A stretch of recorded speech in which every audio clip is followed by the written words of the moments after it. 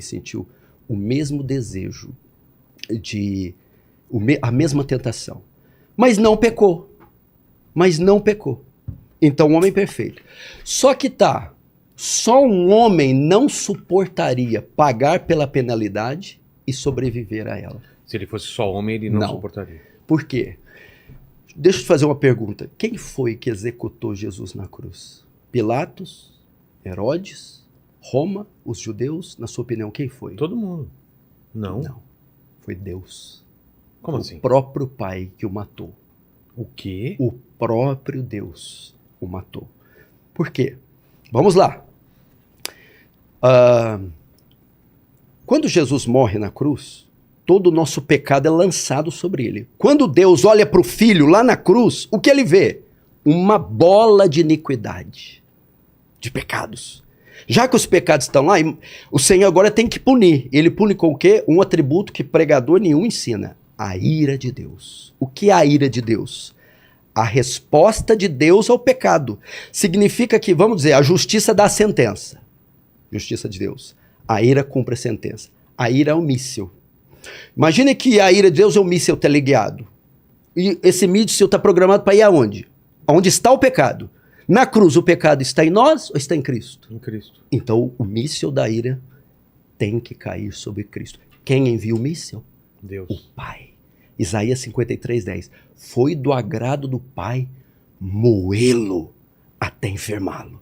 O próprio Deus executa o Filho. É difícil entender isso. Para mostrar para quem está nos ouvindo o terror do pecado. Deus odeia tanto o pecado, mas tanto, que nem o próprio Filho poupou. Por quê?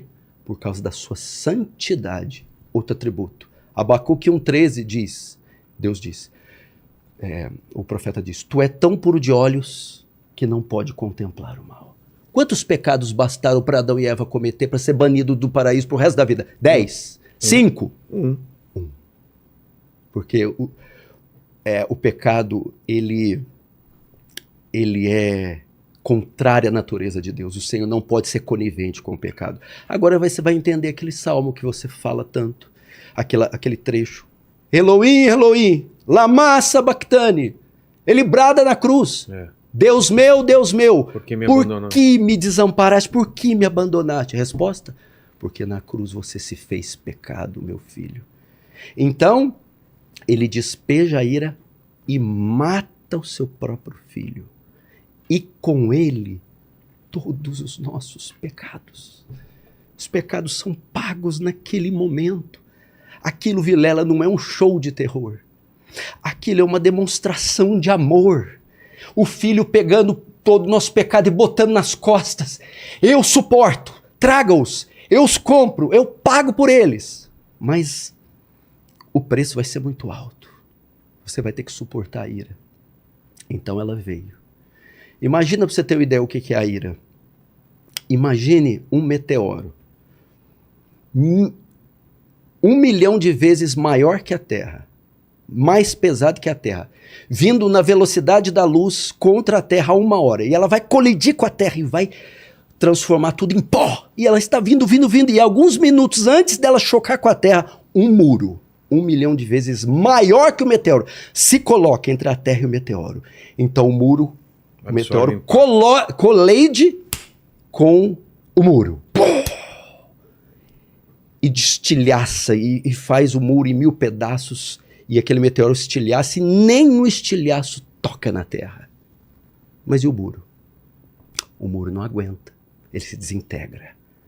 A ira de Deus era esse meteoro que estava vindo sobre o homem para esmagá-lo e puni-lo pelos seus pecados e vindo 1 bilhão de vezes maior. E quando ia colidir conosco, o Senhor Jesus se coloca entre nós e o meteoro abre um braço para a esquerda e a direita e diz: está consumado, em tuas mãos entrego o meu espírito. Então a ira de Deus caiu sobre ele. A Bíblia chama de cálice da ira. Nenhuma gota desse cálice caiu sobre nós.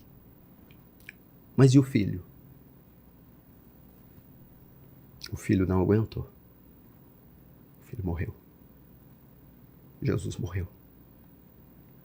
Jesus deu a sua vida. A única maneira de... Se a pena era uma pena de morte, eu teria que pagar com a vida para eu ser absolvido só com outra vida. Por isso Jesus morreu. Mas o evangelho não acaba aí. Se falarmos só da morte, por isso que o Mel Gibson até estava pensando em fazer outro filme, né? A continuação é o que eu vou falar agora. Resurrection. A ressurreição. Se ele fosse só homem, teria acabado ali. Mas ele também era Deus, e só um Deus poderia suportar a ira de Deus e no terceiro dia ressuscitar dos mortos.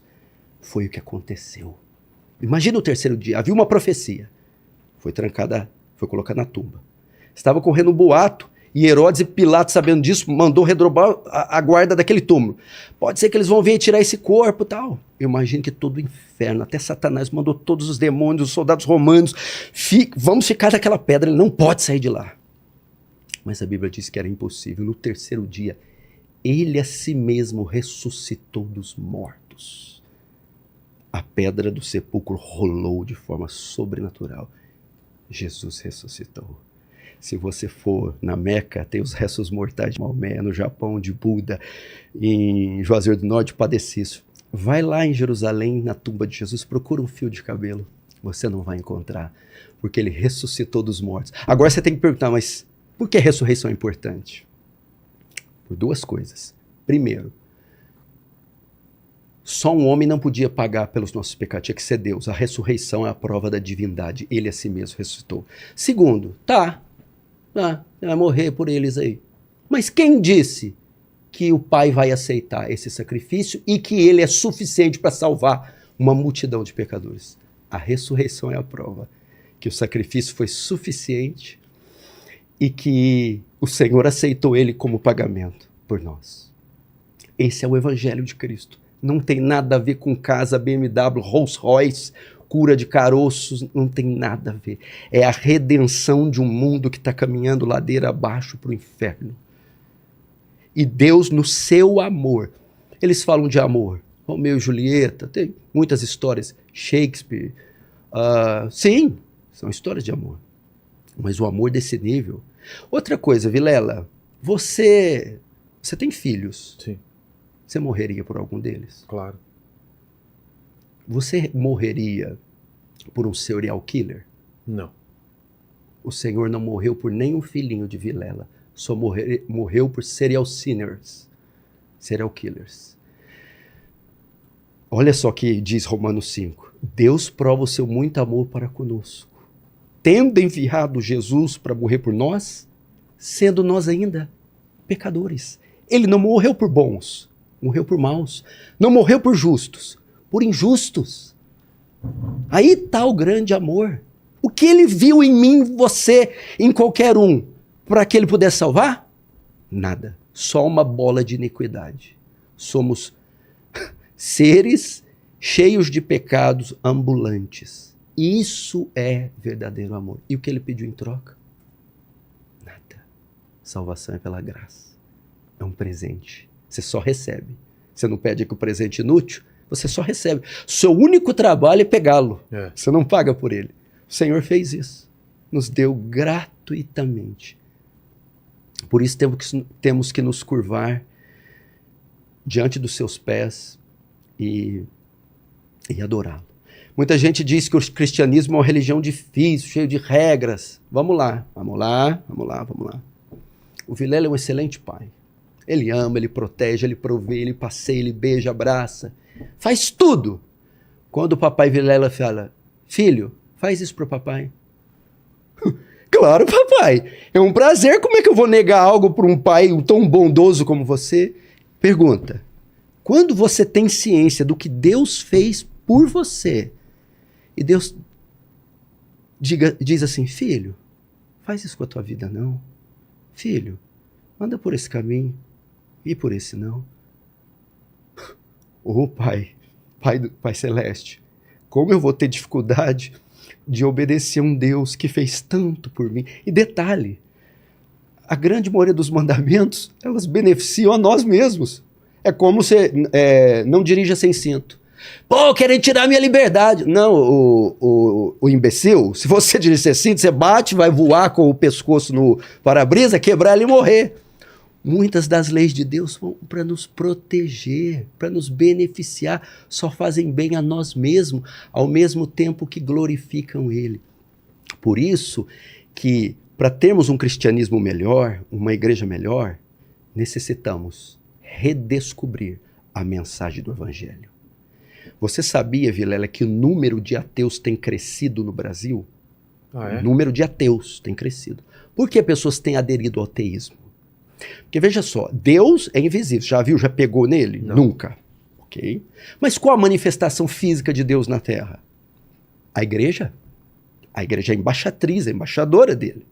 Então, a maneira que ela se conduz, que ela caminha, as atitudes que ela toma, tanto no coletivo como instituição, como individual, elas definem um Deus para a sociedade. Elas apresentam um estereótipo de Deus.